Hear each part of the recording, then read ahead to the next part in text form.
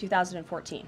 And when the president says on Truth Social, the Black Hawk helicopter was flying too high by a lot, it was far above the 200-foot limit, that's not really too complicated to understand, is it?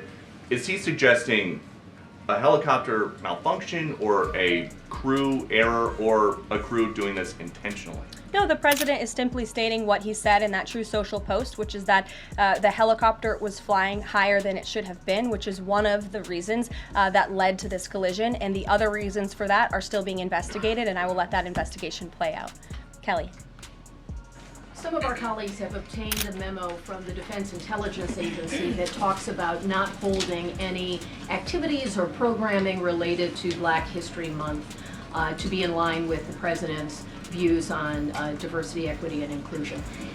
Does the president plan to have a proclamation about Black History Month? In his first term, each of the 4 years of his term, he did so and called on those in government to have programming activities and celebrations. Is he going to do that this year? Yeah, the president looks forward to signing a proclamation celebrating Black History Month. I actually spoke with our great staff secretary. It's in the works of being approved, and it's going to be ready for the president's signature to signify the beginning of that tomorrow. If an agency is calling off those kinds of activities in an attempt to be in alignment with the president's views on DEI and other things, should they adjust that now and have those programs and make those celebrations however they see fit in the office? The president is leading here at the White House, and I'll leave it to the proclamation that he will sign very soon. Mary, great to see you. Thanks for having us. So I wanted to follow up on the gender executive orders you mentioned. First of all, we know that President Trump has taken a bunch of steps to protect children from irreversible transgender procedures. Is he interested in backing congressional legislation on this point? And does the Trump administration have interest in investigating doctors who perform these irreversible procedures on kids, such as a double mastectomy on a minor girl?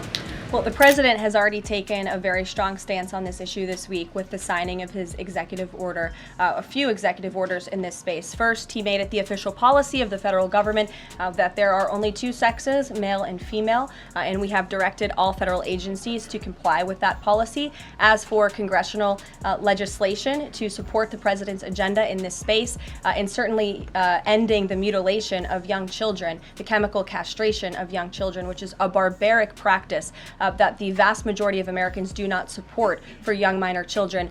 Certainly the president would support Congress's efforts, as he has already made that very clear this week. Jennifer. On Rick Grinnell's trip to Venezuela to meet with Nicolas Maduro, is there anything you can share on timing on that, what his agenda is, what the mission of that trip is? Yes, so I can confirm that Rick Grinnell is in Venezuela today. I can confirm that Rick Grinnell is going to Venezuela, or is in Venezuela, with two immediate directives from the President of the United States. Number one, Rick Grinnell has been instructed to identify a place and ensure that repatriation flights of Tren de Aragua members, Venezuelan nationals who have broken our nation's laws, will land in Venezuela. As I said at this podium a few days ago, we expect every nation on this planet to cooperate with the repatriation of our citizens, and so Rick Grinnell is in Venezuela to ensure that can continue. And number two, Rick Grinnell is in Venezuela to ensure that all U.S. detainees in Venezuela are returned home. That's his mission, and I will provide a readout after this trip. On Bob Menendez, can you tell us if anyone has approached the White House or the president about a pardon or a commutation? I have not been part of those discussions. If they have, I am not sure if they have, but I won't speculate on potential pardons that may or may not happen. To my awareness, the answer is no. Justin. Hey, friends at Reuters are reporting that the president has made a decision on the Canada and Mexico tariffs, but that they won't actually be implemented until March 1st. I was wondering if you could confirm that and talk through some of the president's thinking. I saw that report, and it is false. I was just with the president in the Oval Office, and I can confirm that tomorrow, the February 1st deadline that President Trump put into place at a statement several weeks ago, continues. The president will be implementing tomorrow a 25% tariffs on Mexico, 25% tariffs on Canada, and a 10% tariff on China for the illegal fentanyl that they have sourced and allowed to distribute into our country, which has killed tens of millions of Americans. These are promises made and promises kept by the president. The president yesterday said that last night he was planning to discuss whether an exemption would be made on oil imports. do you have any information on what decision he made there, or will there be exemptions at all offered under this? I don't have an update or readout for you on the exemptions, but those tariffs will be for public consumption in about 24 hours tomorrow, so you can read them then. Karoline. Stephen Nelson. Thank you very much, Caroline. I have 3 questions, if that's all right. I'd like to ask you about press freedom and then about 2 economic matters. Sure. On press freedom, on Tuesday you announced plans to roll back the more restrictive press badge policy of the Biden White House. But there's a different anti-press freedom policy I wanted to ask about. The Biden White House adopted a mysterious pre-screening process for journalists allowed into large event spaces that in the pre-pandemic phase of the first Trump term were open to all journalists on campus. This effectively limited the diversity of reporters present and blocked the asking of questions that large segments of the American public wanted answered. As press secretary, can you commit to abolishing this mysterious pre-screening process? There were a lot of mysterious processes that my team and I have had to unravel over the past 2 weeks that were implemented by the previous White House and in particular the previous press shop here. And so I can commit to a greater access and transparency, which I believe we already have by ensuring that the 440 journalists whose credentials were revoked will be reinstalled. They will get their credentials if they wish to. We've also, of course, opened up a new seat to new media. And as far as open press events here at the White House, if we tell you it's open press, it's open press. So just to confirm, this pre-screening thing is something you're aware of and you'll work to undo to the maximum extent possible. When we say something is open press, it will mean it's open press. Economic matters, and I can just ask them both at once for Sure. you. In New York City, Governor Hochul's congestion pricing went into effect this month. Vehicles that drive through parts of Manhattan have to pay a $9 toll. President Trump has made clear his opposition. He said that it's, quote, the most progressive tax known to womankind. Will the administration be trying to block this? And the second question is, millions and maybe tens of millions of Americans who voted for President Trump were excited about his plans to do away with taxes on tips, overtime, and Social Security benefits. But there's uncertainty about the timing of this.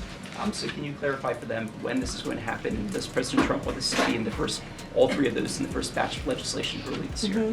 Well, to answer your question in one swoop, I will say that President Trump is committed to lowering taxes for Americans, cutting taxes for Americans. As for congestion pricing in New York, I do know that the president spoke with Governor Hochul about that. I don't have any, actions, so to speak, to read out for you on that issue today.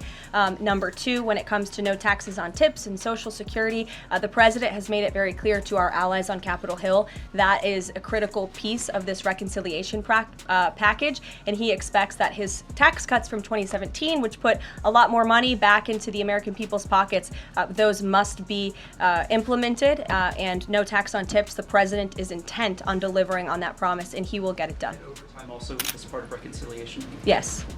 Sure. Thanks, Caroline. Can you guarantee that those tariffs won't increase prices for Americans, including at the gas pump and the grocery store? I think Americans who are concerned about increased prices should look at what President Trump did in his first term. He effectively implemented tariffs, and the average inflation rate during the first Trump administration was 1.9%. In fact, when President Trump left office, it was 1.4%. So President Trump is going to do everything he possibly can to cut the inflation crisis that the previous administration imposed on the American people, and he will continue to effectively utilize tariffs. If those tariffs do increase prices for Americans, will the administration reverse them?